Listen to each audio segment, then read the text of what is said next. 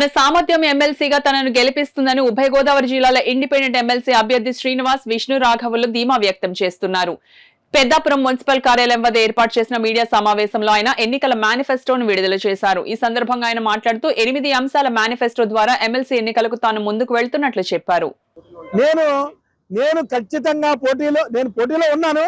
నా వంతు నేను కృషి చేస్తున్నాను. ఇది నామమాత్రం పోటీ కాదు. నేను ఇంకోటి చెప్తున్నాను, గత 4 నెలల నుంచి నేను ఇదే పని మీద ఉన్నాను. ఓటరు నమోదు చేయడం దగ్గర నుంచి ఓటు నమోదు చేయడం, గ్రాడ్యుయేట్ ఓట్స్ నమోదు చేయడం దగ్గర నుంచి ఈ రోజు వరకు నా పోరాట ప్రతిమని ఎక్కడ సడలించలేదు, ఎక్కడ నేను తగ్గలేదు. నేను పోటీలోనే ఉన్నాను, గట్టి పోటీ ఇస్తున్నాను. నా వంతు నేను గెలవడానికే ప్రయత్నిస్తున్నాను. నా బ్యాలెట్లో నా నెంబరు 300 బహుశా ఇప్పుడే ఇంతవరకు నాకు రాలేదు. ఒక అరగంట క్రితం మాట్లాడాను ఆర్ఓ వాళ్ళతో, డిఆర్ఓ గారు వాళ్ళతోటి. ఇంకా బ్యాలెట్ పేపర్ నమూనా రాలేదు.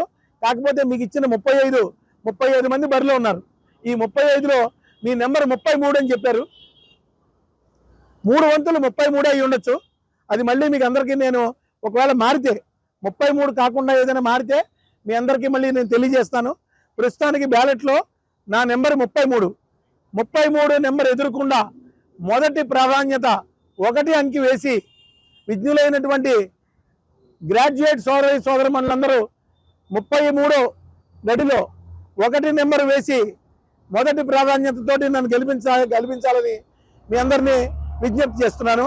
ఈ పాత్రికేయ సోదరులందరికీ కూడా నన్ను ఆశీర్వదించాలని, నా యొక్క ఈ పోరాటంలో మీ వంతు కృషి చేసి నన్ను ముందు నుంచి నడిపించాలని మీ అందరికీ విజ్ఞప్తి చేస్తున్నాను.